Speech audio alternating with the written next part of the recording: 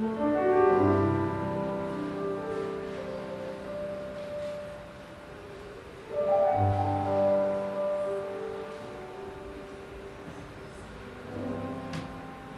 estamos aqui neste lugar para render culto ao Senhor, para render louvores ao Teu nome, porque reconhecemos que só o Senhor é digno. E estamos aqui porque estamos com os nossos irmãos e a uma voz, como um propósito do Senhor. Queremos nos unir nesta adoração. A Tua palavra nos diz, nos orienta, nos assegura que quando 2 ou 3 estão reunidos em Teu nome, ali o Senhor está. E é nessa perspectiva, Pai, que nós cremos e queremos, nesta noite, sentir manifestar a Tua presença em nosso meio, através da palavra do Senhor, da revelação de Deus, do trono da graça para as nossas vidas. Nós temos necessidades espirituais. Muitos de nós não estão despertados para essa realidade. Mas o fato é que temos necessidades espirituais, que só o Senhor pode suprir. Vem suprir-nos nesta noite, ó Deus, com a Tua palavra, com salvação de vidas. Que pessoas nesta noite venham se render ao Senhor e dizer que só Tu és Deus, que só o Senhor pode salvar, que o sacrifício do Senhor na cruz foi em seu lugar, e a única forma de alcançar vida eterna, vida abundante, vida com propósito e significado. Nesta noite nos unimos, ó Pai, para bendizer o Teu santo nome, a Tua santa presença em nosso meio. Queremos também conjuntamente pedir que o Senhor perdoe a cada um de nós, que o Senhor encontre nesta noite corações sensíveis e arrependidos de seus maus caminhos. Sonda-nos, ó Pai, sonda os nossos corações, sonda as nossas vidas, enche-nos com o Teu Espírito, ó Deus, precisamos de Ti. Ó Pai, usa a vida do pregador desta noite, usa cada cântico, cada momento, e cada momento seja bem aproveitado por nós, para que rendemos graças ao Senhor por tudo quanto tem feito e tudo quanto tem sido em nossas vidas. Exaltado és nas alturas, te louvamos para todo sempre. Amém. Amém.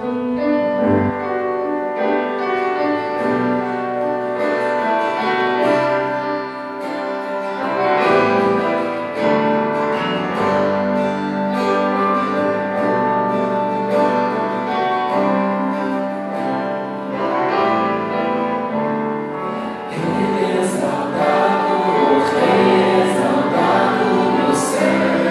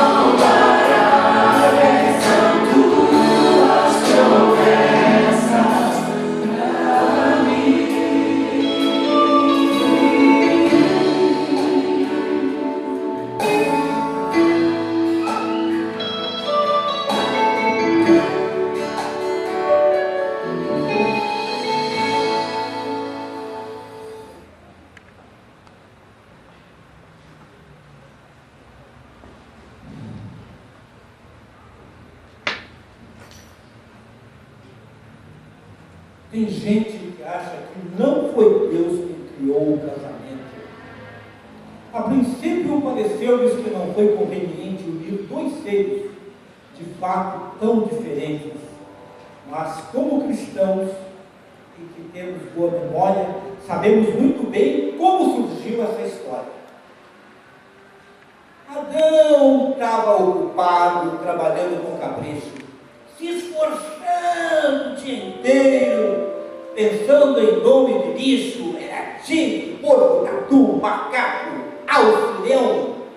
Adão andava inspirado e foi mesmo abençoado com tanta imaginação. Mas é possível que o sujeito também tenha reparado que todo animal macho tinha uma fêmea do seu lado, E Deus, por demais atento, sondando seu coração, decidiu que era preciso dar um fim à solidão e disse-lhe: Adão, filho querido, não quero te ver tão só. Far-lhe-ei por companheira uma joia de primeira da costela, e não do pó. E pondo Deus em ação aquilo que pretendia, não cauteou nossa não. Dando início à cirurgia, e Deus cortou-lhe o osso, pondo carne no lugar, e assim fez a princesa, esperando ele acordar. Quando Adão despertou daquele sono pesado, o corte da cirurgia já havia cicatrizado, e Deus trouxe a varoa e entregou a Adão, e ouviu um brado de glória e a seguinte exclamação: ela é a carne da minha carne, ela é o osso do meu osso. E Adão foi para a galera e fez aquele alvoroço. E a partir daquele dia, o homem, bem mais ocupado, deixou para trás muito bicho, sem nome catalogado. E até hoje rola um papo bem machista e corriqueiro, que o homem é mais importante porque foi feito primeiro. Algumas mulheres se irritam e afirmam que de arma imponho que a vida da obra-prima vem sempre após o rascunho. Mas há homens que falam, e há mesmo quem acredite, que Deus fez Adão primeiro, para Eva não dar palpite. Mas tudo isso, meus irmãos, é irrelevante para o sucesso da vida dois. Para ser feliz, não importa quem veio antes ou depois, porque Deus fez tudo perfeito. Discorde quem quiser, mas o melhor da mulher é o homem, e o melhor do homem é a mulher. Oh, yeah! Amém! Glória a Deus, né? Glória a Deus por isso. Então os jovens casados já estão aí, dando o sinal de que eles vêm com a força toda, né? Quantas pessoas casadas aqui hoje têm menos de 40 anos? Levanta a mão. Casados e menos de 40 anos. Olha, um bom número aqui. Então, sábado, às 7h30, depois da reunião vai ter uma pizza bem gostosa, preparada pelo pastor Vanderlei. Ele falou de manhã que é ele vai preparar, né? Então a pizza vai ser muito boa. Então, venham todos, participem, vai ser uma grande bênção, com certeza. Um ministério novo começa para abençoar a igreja. Pastor?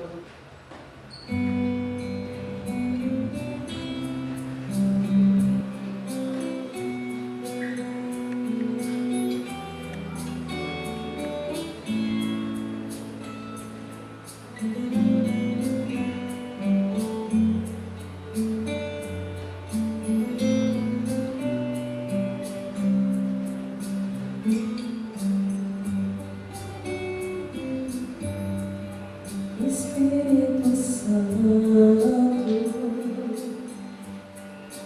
ore por mim.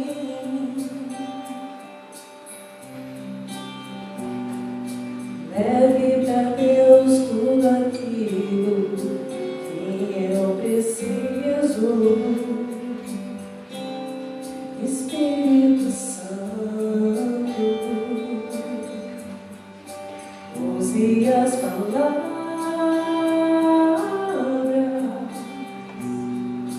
que eu necessito usar, mas não consigo. Me ajude nas minhas fraquezas, não sei como devo pedir. Espírito Santo, vem interceder por mim.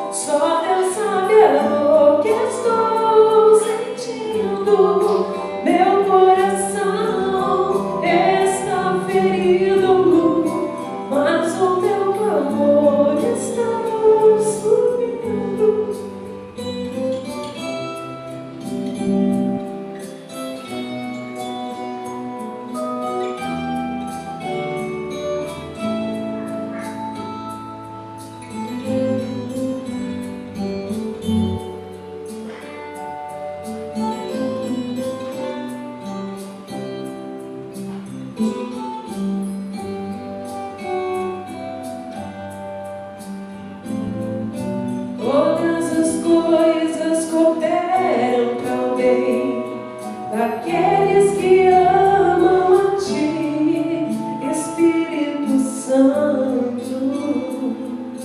Vem orar por mim. Estou clamando, estou pedindo. Sou a Deus sabiador que estou sentindo.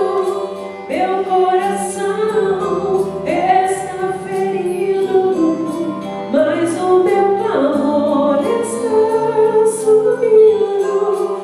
Estou clamando, estou pedindo. Só Deus sabiador que estou sentindo. Meu coração está ferido, mas o meu clamor está subindo.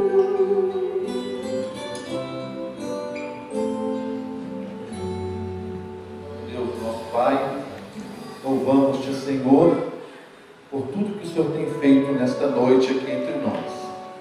Te agradecemos, Senhor, por todas as manifestações da Tua graça, do Teu poder, do Teu amor, já manifesta aqui nessa noite. Agora, Senhor, nós estaremos diante da Tua Palavra, meditar na Tua Palavra, pregar a Tua Palavra, que ela seja pregada na unção do Teu Espírito, que a capacitação venha do Senhor, e que nossos corações, nossas mentes, nossos ouvidos estejam abertos para o falar do Senhor. Fala-nos pela Tua Palavra nesta noite. Nós te pedimos em nome de Jesus. Amém. Vamos ler todos um versículo pequeno da Bíblia. Primeira carta de Paulo aos Tessalonicenses, capítulo 5, versículo 17. Na versão da NVI, ele diz assim: orem continuamente. E em algumas outras versões está orai sem cessar. Vamos ler esse versículo tão pequeno, mas tão profundo. Vamos falar todos juntos. Vamos ler juntos então? Já está aqui no telão? Já está? Então vamos falar. Não pode ter problema, precisa do telão, né? Vamos falar na versão da NVI. Orem continuamente. Agora só as mulheres. Orem continuamente. Só os homens.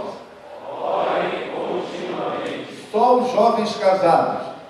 Orem continuamente. Todos juntos agora. Orem continuamente. Orem continuamente. Orem sem cessar. Podem sentar. Estamos então, irmãos, nesse mês de fevereiro, dedicado à oração. Vocês receberam, queria que alguém me desse aqui aquele cartãozinho que todos receberam hoje. Eu esqueci lá no meu gabinete. Então, todos estão recebendo. Quem não recebeu, pegue lá embaixo hoje, não vai embora sem esse folder.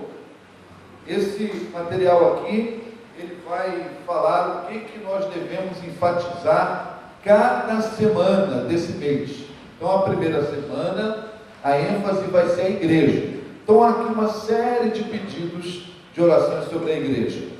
Na segunda semana, vai ser a família. Na terceira semana, vai ser sobre a pátria, né? Como nós temos que orar pelo Brasil. E a última semana será sobre missões. E aqui no verso, tem o organograma da igreja para você ter uma ideia de como funciona a nossa igreja. Então, nós temos cultos aqui de manhã. Talvez quem sabe esse mês de fevereiro vai ser uma oportunidade para você que não tem vindo, às vezes até porque esquece que aqui na igreja tem esses cultos de manhã, cultos de intercessores, e você vai ser comunicado sobre esses cultos, com horários, com dias. Você também comece a vir nesses cultos. Vai ser nos domingos aqui momentos de oração, todas as mensagens esse mês aqui na igreja, a ênfase será a oração. esse texto que nós lemos, esse versículo que nós lemos, ele está dentro de um contexto em que Paulo, no capítulo 5, versículo 16 ao versículo 22, ele lista pelo menos 6 coisas muito importantes na relação do homem com Deus, na relação do crente com Deus. Ele fala, em primeiro lugar, no versículo 16, que ele diz: alegrem-se sempre. Paulo vai falar da importância da alegria, independente das circunstâncias, na relação do homem com Deus. Depois ele vai, eu vou pular o 17, ele vai dizer no 18: deem graças continuamente também. Deem graças a Deus em todas as circunstâncias, em tudo dai graça. O espírito de graça, de ação de graça, de gratidão, também como sendo muito importante no relacionamento do homem com Deus. No 19 ele dá um outro conselho: não apagueis o espírito, não extingueis o espírito, não deixe o Espírito Santo ser apagado dentro de você, ou seja, deixe o Espírito Santo ser ativo na sua vida. Depois ele fala no 20: não despreze as profecias, não despreze a palavra de Deus. Depois ele disse no 21: exerça o discernimento espiritual. Como é importante no mundo, na nossa relação com Deus, você ter um discernimento espiritual das coisas. Não apenas um entendimento material, mas um discernimento espiritual. E no último ele diz: fuja de toda a forma do mal. Qualquer forma do mal, não importa, é forma de mal, fuja. E aí eu pulei o 17, quando ele disse: orai continuamente. Orai sem cessar. Então hoje nós vamos fixar no versículo 17: orai sem cessar. O que significa orar sem cessar?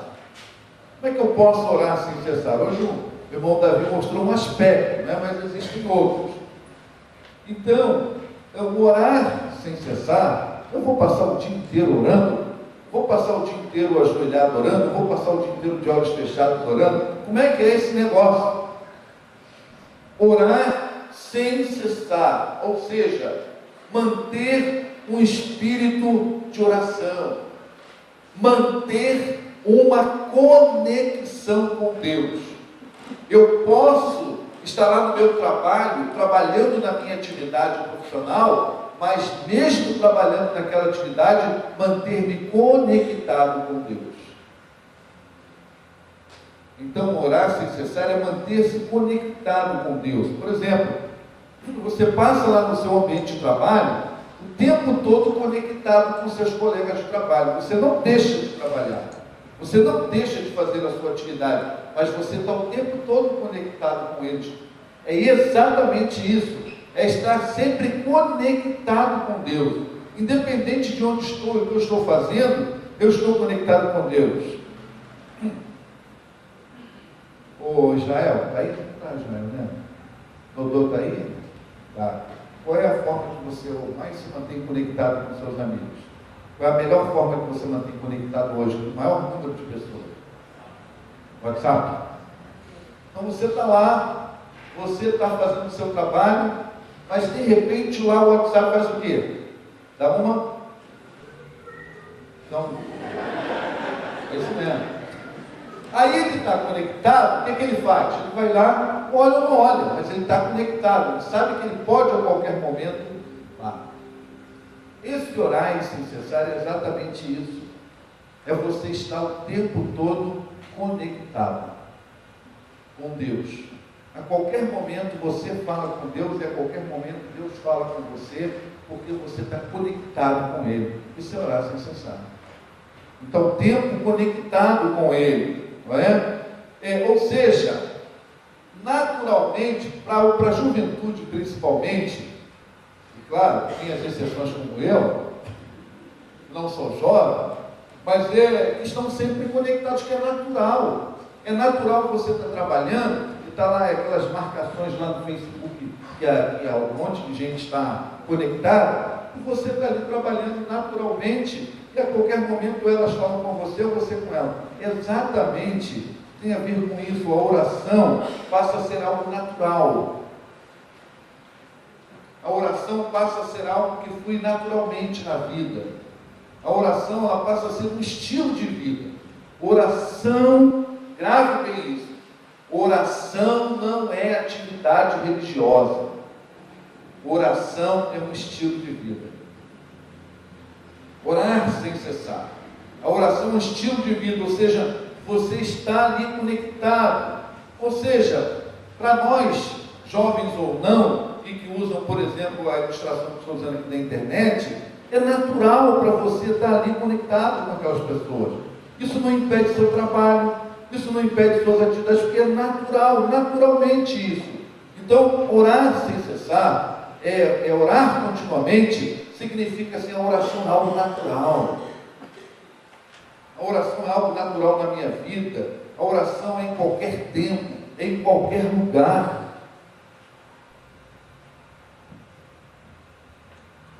Agora, quando você não tem desejo que aquelas pessoas estejam conectadas com você, o que você faz? O que vocês fazem?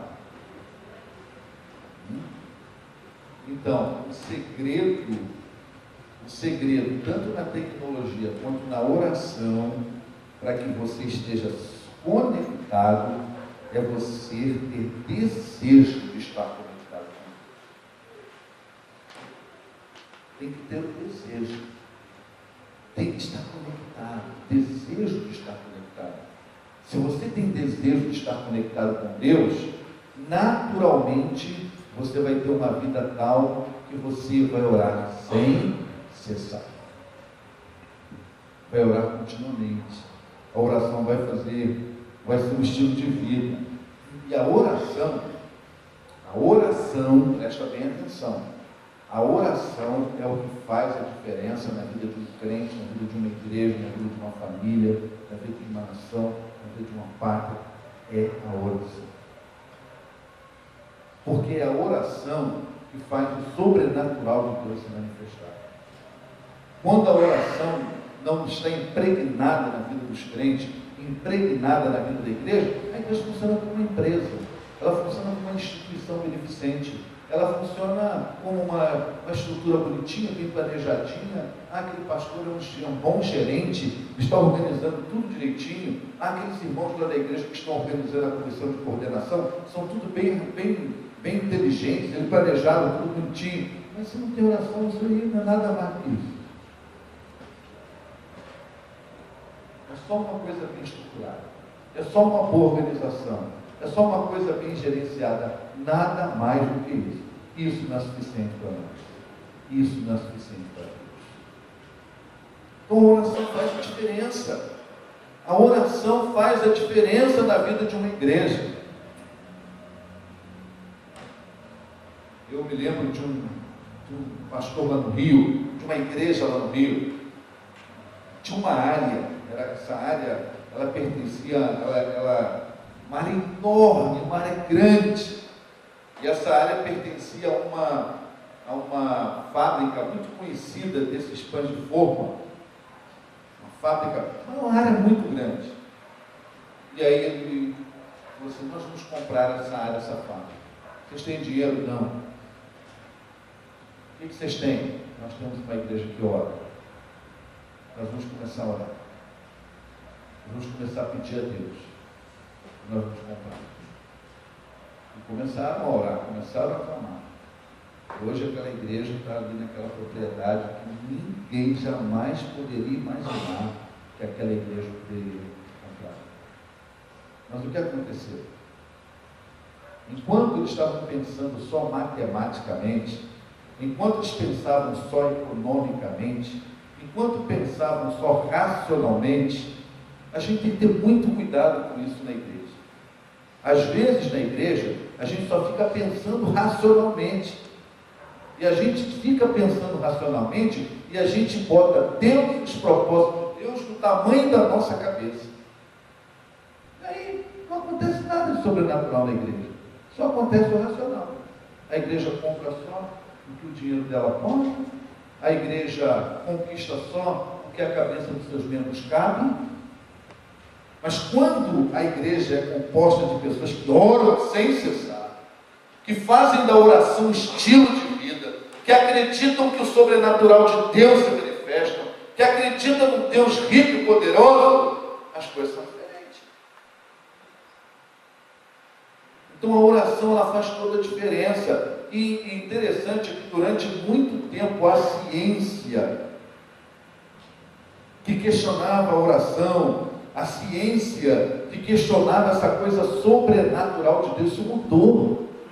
Hoje existem vários hospitais espalhados pelo mundo que estão trabalhando, pesquisando, principalmente da década de 80 para cá, sobre os efeitos terapêuticos positivos da oração em favor dos pacientes. Não, nem dois não. Tem muitos hospitais no mundo fazendo isso. Nos Estados Unidos existem dezenas de escolas de medicina que já colocaram essa matéria no curso de medicina. Oração, espiritualidade e cura. É o nome da disciplina. Então, a oração, ela está movendo o mundo e tem que mover a igreja. A revista A Oração Faz a Diferença, da Casa Publicadora Brasileira, eu tenho essa revista, ela não é nova, uma revista de 2003, ela fala sobre a unidade coronariana do Hospital Público de São Francisco, nos Estados Unidos. Esse hospital fez uma pesquisa em 1988. Eles pegaram aleatoriamente, fizeram um sorteio pelo computador, eles fizeram aleatoriamente os pacientes internados. Eles fizeram o seguinte: deram o nome de alguns pacientes para um grupo de oração, de pessoas reconhecidamente que investiam na oração, e eles procuraram um grupo assim, entregaram o nome de alguns pacientes. E aquelas pessoas, aqueles crentes, começaram a orar por aqueles pacientes. Depois, então, nesse trabalho científico, eles foram analisar o resultado. E o que aconteceu é que todos os que havia alguém orando por eles sofreram menos insuficiência cardíaca, eles precisaram de menos diurético, menos antibiótico, tiveram menos episódios de pneumonia, tiveram menos parada cardíaca. Todos os nomes que foram entregues para a oração foram de alguma forma afetados pelas orações. Uma pesquisa sobre a diferença que a oração faz. Então a oração, ela faz toda a diferença, não é? Quando eu passei por aquela experiência que Deus agiu milagrosamente na minha vida, e apesar de toda aquela hemorragia do aneurisma que eu tive, uma grande hemorragia em que tudo indicava que eu iria ficar com muitas sequelas na minha vida, quando eu tive alta, o neurologista que me deu alta, ele disse, eu já falei isso aqui, ele disse, pastor não, ele disse, Val, se eu fosse o Senhor, eu saía daqui direto para uma igreja, porque isso que aconteceu com o Senhor, só Deus podia ter feito. Então, a oração, ela está fazendo diferença, ela faz diferença. E a oração é o grande diferencial numa igreja. Espera aí, deixa eu falar para você pessoalmente, a oração é o grande diferencial na sua vida. Muitas coisas na minha vida estão acontecendo porque eu tenho orado menos do que eu deveria. Eu tenho certeza que muitas coisas na sua família, na sua vida, na sua casa, no seu trabalho, estão acontecendo porque você está orando menos do que você deveria. E o apóstolo Paulo vai dizer, orai, sei, ele sabe o que vai dizer. A palavra de Deus, ela é a verdade de Deus, a mensagem de Deus para a nossa vida. Agora, então, para orar sem cessar, para ter a oração como estilo de vida, a gente nunca pode esquecer os pressupostos básicos, os pressupostos teológicos para a oração. São muitos, mas eu quero destacar alguns aqui, talvez uns 3. Então, alguns pressupostos teológicos básicos para a oração. Primeiro, a oração, ela inicia com a afirmação de que há um Deus que nós podemos nos comunicar com Ele. Esse é o primeiro pressuposto da oração. Há um Deus, Criador dos céus e da terra. Há um Deus infinitamente grande, infinitamente poderoso, mas que Jesus, ao nos ensinar sobre oração, Ele disse: vós orareis assim, Pai Nosso. Jesus, quando estava ensinando a oração do Pai Nosso, ensinando os crentes a orarem, os filhos de Deus a orarem, não disse assim: comecem assim, ó Deus do infinito, ó Pai de Isaac, Jacó, Abraão, Moisés, ó isso, aquilo. Ele disse: vós orareis assim, Pai Nosso. É interessante também que Jesus não ensina a dizer Pai meu, Pai Nosso. Ele é um Deus com o qual eu posso comunicar com Ele. Naquele contexto em que Jesus vivia ali, a comunicação com o Pai é a coisa mais fácil de expressar com quem você deveria se comunicar. Esse é um Deus que eu posso me comunicar com Ele. Esse é o pressuposto básico. Não importa que filho eu sou, não importa que tipo de filho eu sou, eu posso orar, porque meu Deus, o Deus da minha vida, Ele não é uma energia impessoal, Ele não é uma energia cósmica, Ele é um Deus pessoal, que se comunica comigo, que fala comigo. E é isso aí que nos distingue.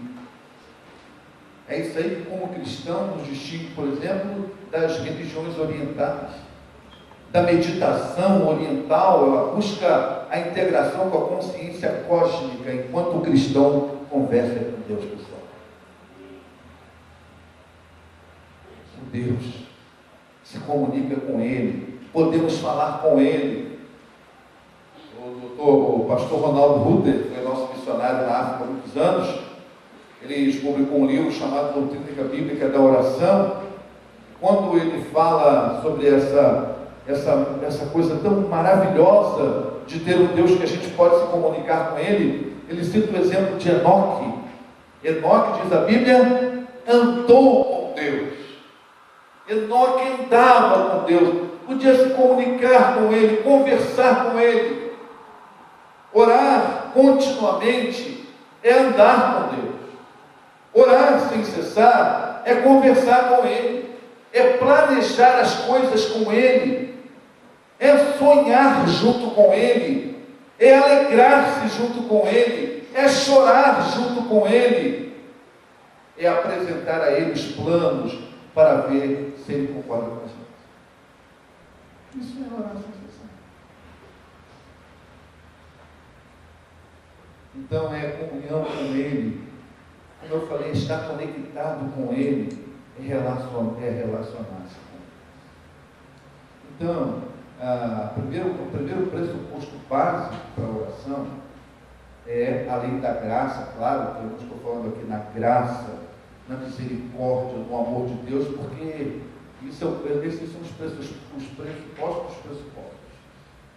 Mas esse de que Deus é um Deus pessoal, com quem eu posso me comunicar com Ele, eu posso falar com Ele, eu posso me relacionar com Ele. E quando eu faço isso, a minha vida pode ser transformada. Um bom exemplo é Ana.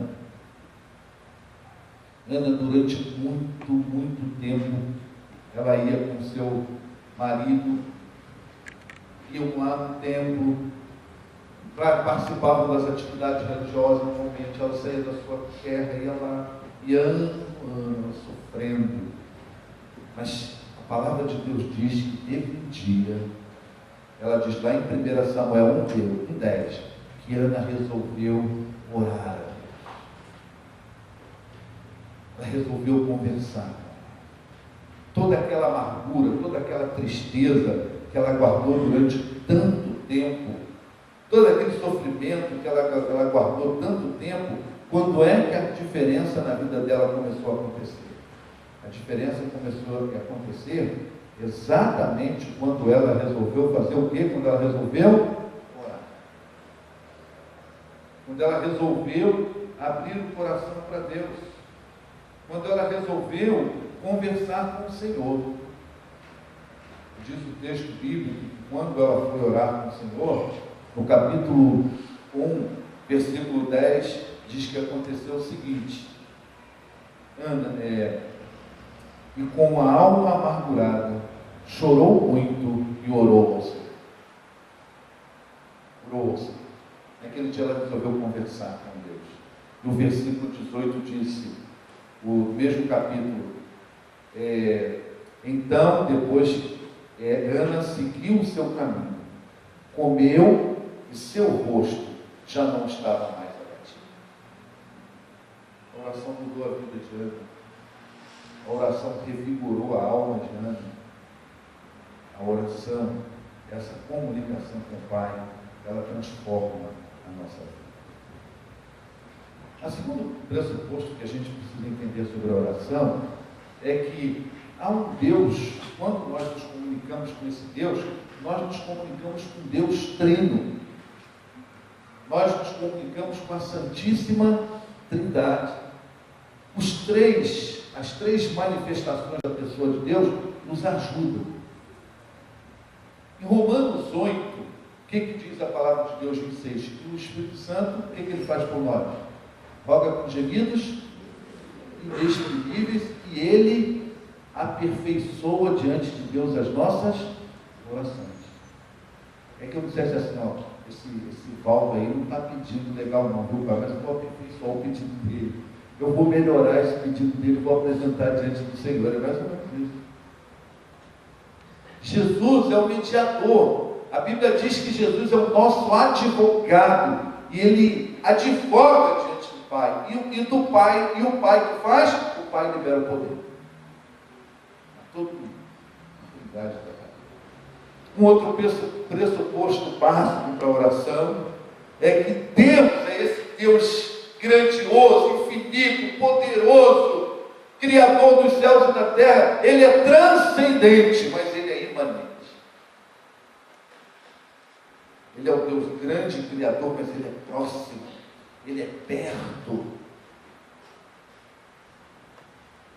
Eu queria que vocês abrissem a Bíblia comigo em Deuteronômio capítulo 4.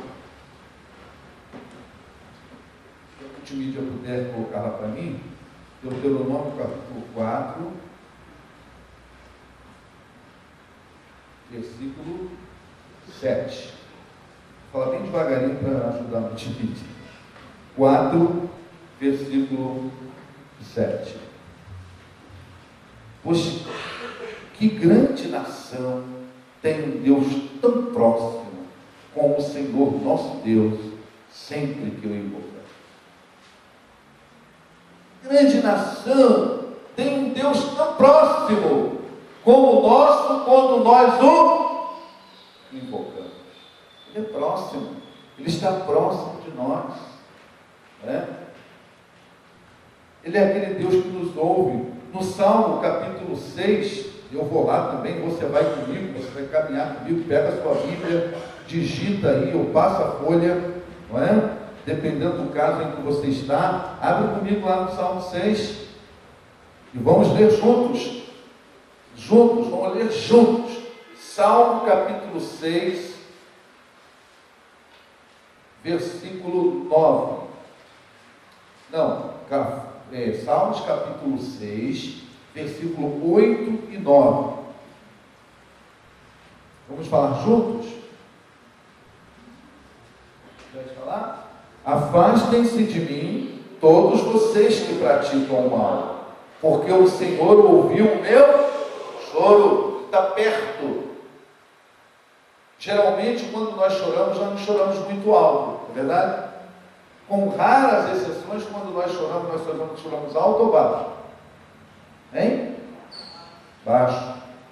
Muito difícil você ver alguém chorando, gritando, chorar. Só uma coisa muito especial. Mas normalmente o choro a gente tenta engolir. Ele está dizendo aqui que mesmo assim Deus ouviu o seu choro, porque Deus estava perto. Aí olha o versículo 9. O Senhor ouviu a minha súplica, o Senhor aceitou a minha oração. É transcendente, mas é imanente. Ao mesmo tempo que Ele é um Deus grande, poderoso, Ele está perto. O Deus da Bíblia não é um Deus distante. Olha para mim. Eu não sou contra você em lugar nenhum para orar. Mas eu estou vendo gente orar em Israel. Eu estou vendo gente orar no monte. E orar num monte de lugar. O Deus da Bíblia é um Deus que está perto. Você não precisa orar no monte, no mosteiro, no templo, num lugar especial onde aí Deus estaria, numa cidade santa. Deus está perto. É bom orar no templo, mas não pense que é só um templo.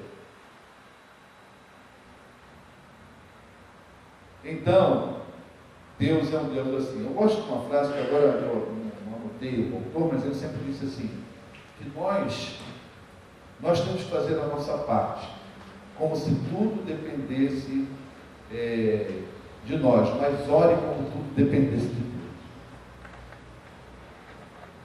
Deus. Esse Deus é um Deus próximo. Só para a gente hoje trabalhar um pouquinho aqui, vou falar mais um pressuposto básico, que não poderia deixar de falar. O nosso Deus é um Deus que é amor.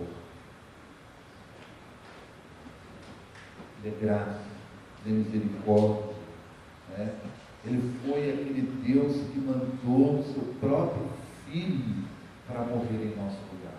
E a palavra de Deus em Romanos 8,32 diz assim, que Ele de graça deu o seu próprio Filho, e Ele se deu o seu próprio Filho, como também não nos daria de graça todas as outras coisas. Deus é amor. Quantos aqui têm filhos? Levanta a mão. Pode baixar. Agora, quantos aqui dentre os filhos tem um mais predileto que o outro? Como você está sincero, né? Vamos falar a verdade aqui, né? Vamos falar baixinho aqui. Não, pastor, não é que é predileto, é que eu me identifico mais com um e com o outro. Mas eu estou brincando. Presta bem atenção. Se nós não admitirmos, nós que somos humanos falhos, nós não admitirmos ter um filho predileto, nós não admitimos isso. Por causa do amor que nós temos pelos nossos filhos. Agora imagina Deus. Deus não tem filhos prediletos. Ele é perfeito em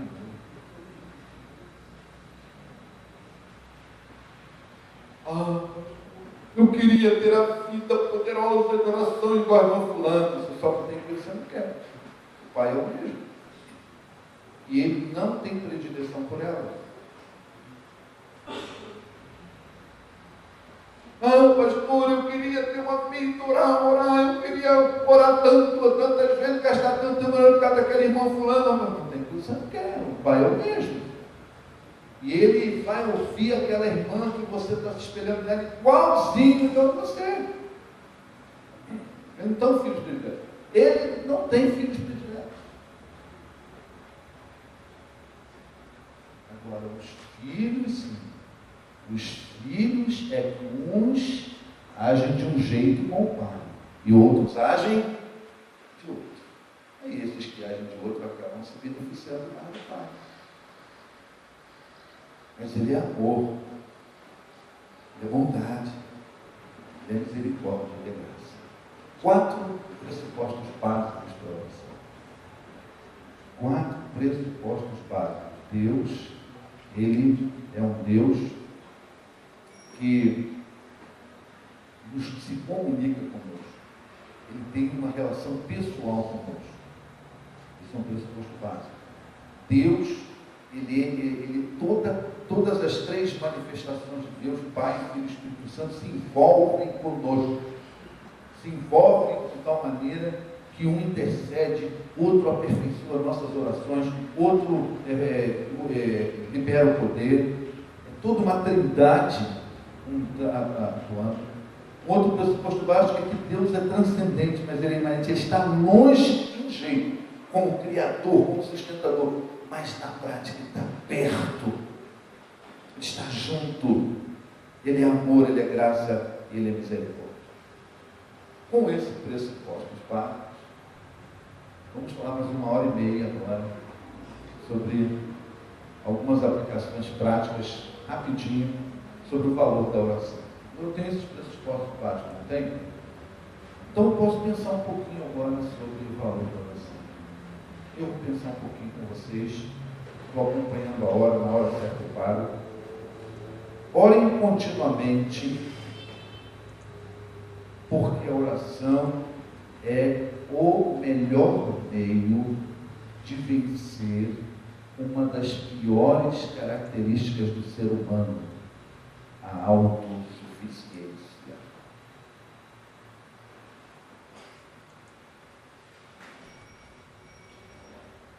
O que acabou com Adão foi o desejo de ser autossuficiente.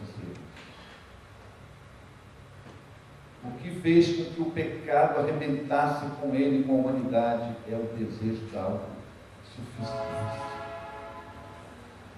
Mas quando eu começo a entender, e quando eu começo a fazer a oração, o estilo de vida, eu começo a dizer, como salmista do Salmo 40, 19, 17, quanto a mim, sou pobre e necessitado, mas o Senhor preocupa-se comigo.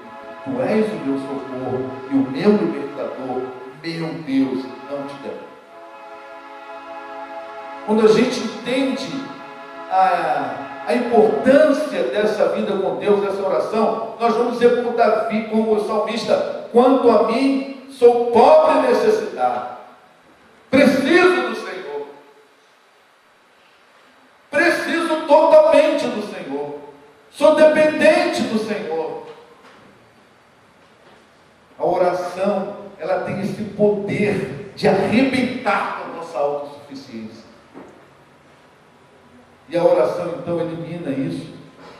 E aí, então, quando você começa a ter a oração como estilo de vida, quando você começa a orar continuamente, quando você começa a orar sem cessar, então vão começar a brotar raízes de humildade de dentro do seu interior. E aí você vai entender que autossuficiente só existe um Deus, mais ninguém. Então ela arrebenta. E aí então o que acontece? Aí eu me torno mais submisso. Eu me torno mais dependente de Deus. Eu quebranto meu orgulho. Tem sido um grande mal do nosso tempo. Depois desses pressupostos, primeiro eu entendo que eu tenho que arrebentar com a minha autossuficiência e a oração é o melhor. Orar continuamente. Reconhecer a necessidade de Deus. Deixar que raízes de humildade brotem dentro de você. Irmãos, olha para mim aqui. É por isso que a gente ora pouco, irmão, pela nossa autossuficiência. Você ora, você não ora, e nós não oramos quando entramos dentro do nosso carro, porque a gente confia no nosso taco de motorista.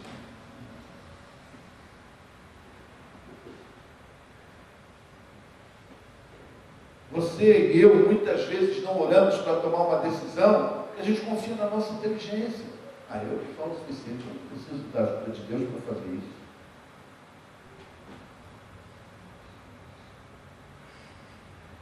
A autossuficiência, ela é o maior inimigo da oração. Mas quando a gente resolve viver uma vida de oração, fazendo a oração estilo de vida com base nesses pressupostos, aí a gente começa a quebrar a autossuficiência. E se nós nos tornamos pessoas humildes diante de Deus, nos humilhamos diante do Senhor, reconhecemos. E a Bíblia diz que um coração contrito o Senhor não rejeita. Então, oremos continuamente, valorizemos a oração para quebrar a autossuficiência. autossuficiência, que é a raiz de muitos males na nossa vida. Segundo, oremos continuamente, porque a oração é o meio de obter paz. Nós somos uma geração ansiosa, nós somos uma geração inquieta, e por muitos motivos. Agora, muitas vezes nós somos ansiosos e inquietos por falta de oração. Por não confiarmos na oração, por não confiarmos no Deus para o qual estamos orando. Filipenses capítulo 4, versículo 6, o que ele nos diz? 6 e 7. Não andem ansiosos por coisa alguma, mas em tudo, pela oração e súplicas com ações de graças, apresente seu pedido a Deus em oração, e a paz de Deus, que excede todo entendimento, guardará o coração e a mente de vocês. Oração é o meio de obter paz. Oração eu venço a autossuficiência. Com oração eu obtenho paz. Presta bem atenção, olha bem para mim, meus filhos. Você pode ter o dinheiro todo na conta bancária. Você pode conquistar todos os sonhos que você tem para você. Mas se você não for uma pessoa de oração, você não vai ter paz. A oração, ela nos dá paz. Viram Davi hoje de manhã? Quem não viu de manhã? O homem no Peru, numa época de um governo tremendamente corrupto no Peru, ele foi preso injustamente. Inventaram mentiras por ele ser um crente fiel a Jesus e não se envolver com corrupção. E ele acabou, uma trama contra ele, acabou sendo condenado a 16 anos de prisão. Foi colocado numa prisão escura, sem nada, sem luz, sem água, sem nada. Numa prisão que, segundo ele, não tinha nem colchão para ele dormir, à noite os ratos passaram sobre ele. E ele disse que quando ele chegou ali naquela primeira noite, ele dobrou os joelhos e orou ao Senhor. Uma tremenda paz invadiu o seu coração.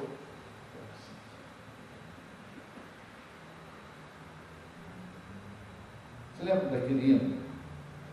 Oh, que paz perdemos. Vamos cantar? Oh, que paz perdemos sempre. Oh, que dor no coração. Só porque nós não levamos a Deus em oração. Esse autor dizia, confirmando ele em cima desse versículo da Bíblia, ó que paz perdemos sempre, ó que dor no coração, só porque nós não levamos tudo a Deus. Então a oração é o meio de ter paz, e por isso então que a oração é valiosíssima. Nós vivemos num mundo de pressão. Não tem uma pessoa presente nesse santuário aqui nessa noite que não tenha um tipo de pressão na vida. É característica do nosso tempo. Nós somos pressionados de todos os lados. Precisamos ser homens e mulheres de oração, para que pela oração obtenhamos paz na alma. Vivamos em paz. Para que nossa família tenha paz, para que nossa igreja tenha paz, para que nossa vida tenha paz, para que nosso interior tenha paz, para que nossa família tenha paz, para que haja paz na cidade.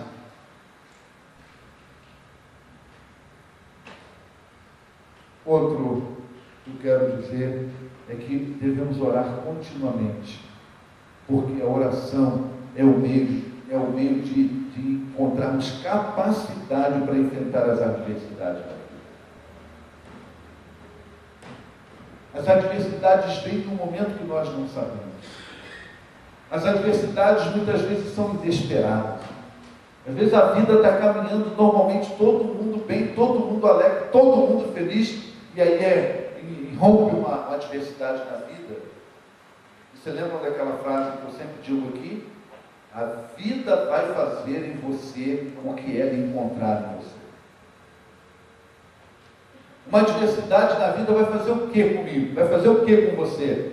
O que ela encontrar em você. Se a vida encontrar em você uma pessoa de oração, um crente que ora continuamente, um crente que ora sem cessar, um crente que faz da oração um estilo de vida, essa adversidade, a vida não fará estrago com você.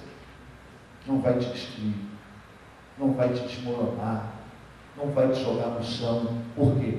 Porque encontrou em você uma pessoa firme.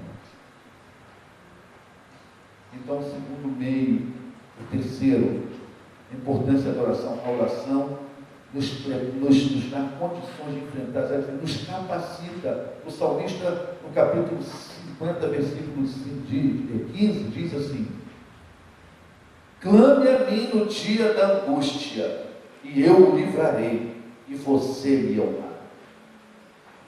Clama a mim no dia da angústia, e eu o livrarei, e você me honrará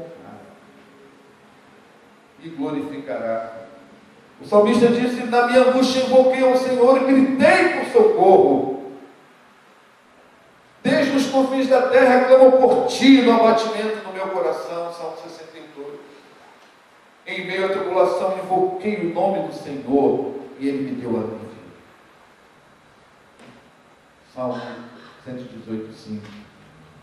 Meus irmãos, essa é o meio de encontrarmos paz, vitória mesmo. Oração. E a oração não só minha, mas a oração do grupo. A oração do grupo é muito importante. Quando eu estive lá no hospital, eu já falei isso para vocês também, né? Nunca vou deixar de falar. Teve um dia que a enfermeira falou assim para mim: seu Paulo, mas é tão bom lidar com o Senhor. O Senhor é tão calminho. O Senhor é tão quietinho. Eu falei: vai perguntar à minha mulher se eu sou assim. Vai perguntar ao povo lá na minha igreja se eu sou assim. Vai perguntar aos meus filhos. Eu não sou nada disso não, mas eu sou inquieto, agitado, ansioso. Mas eu disse para ela: eu estou orando aqui, mas tem um batalhão de gente orando, e por isso que eu estou calminho. E nem calmante eu estava tomando nessa época. Nenhum, nada. E eu calmando. A oração. A oração. A oração é poderosa. Outra coisa que eu quero, em penúltimo lugar, compartilhar com vocês é que a oração contínua é um meio para nós termos plenitude do Espírito Santo. O segredo da nossa vida, o segredo da igreja é o Espírito Santo. Quanto mais pleno do Espírito Santo, melhor a igreja, melhor o crente, melhor a vida. Agora, como ser pleno do Espírito Santo sem oração? É oração. É a vida de oração. Quando nós buscamos intensamente a Deus em oração, nós somos cheios do Espírito Santo. E aí, a gente começa a dizer, a palavra de Deus vai dizer: se você, apesar de serem maus, sabem dar coisas boas aos seus filhos, quanto mais o Pai do céu dará o Espírito Santo a quem pedir. Plenitude do Espírito Santo, só através da oração. Só. Não tem jeito. Você quer ter uma vida cheia do Espírito Santo? Então, oração. Em último lugar, fechando aqui o sermão dessa noite, devemos orar incessantemente, porque somente,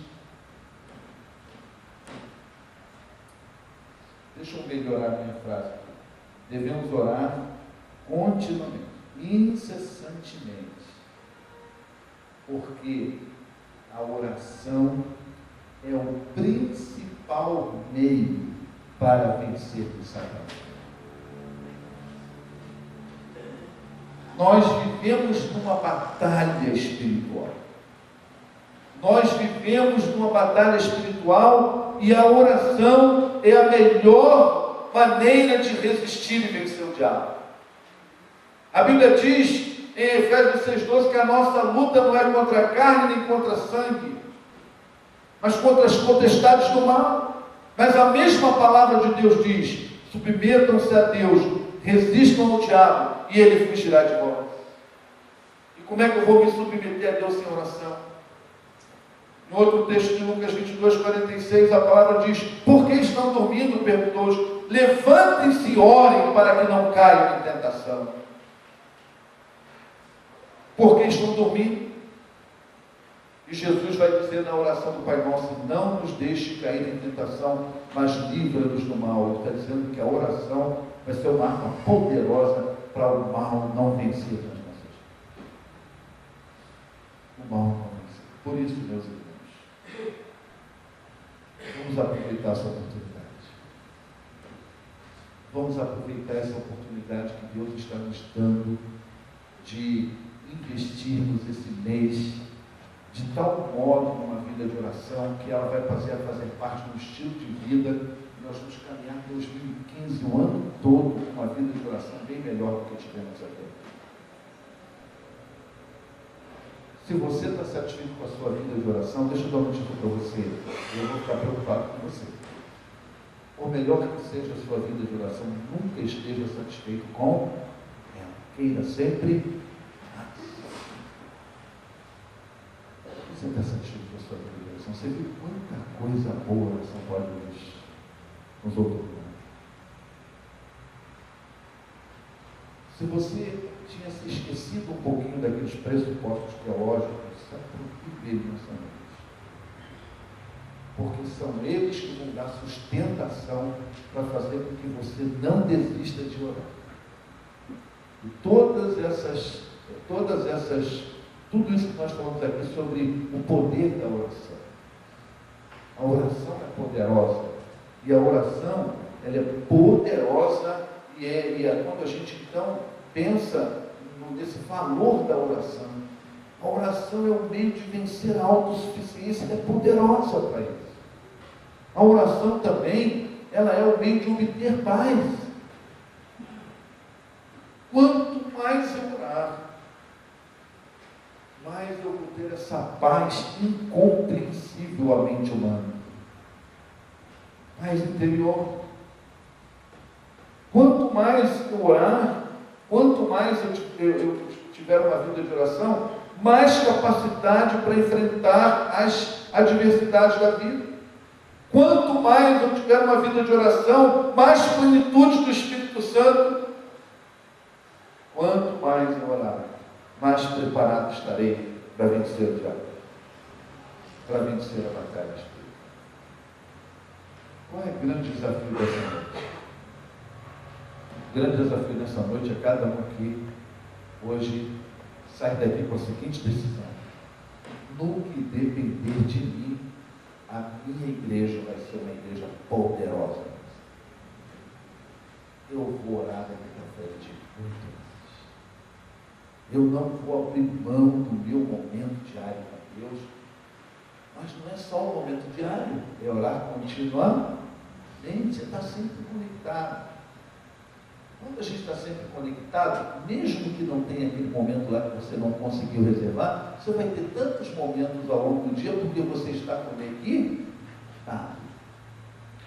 E você vai estar sempre falando com Deus.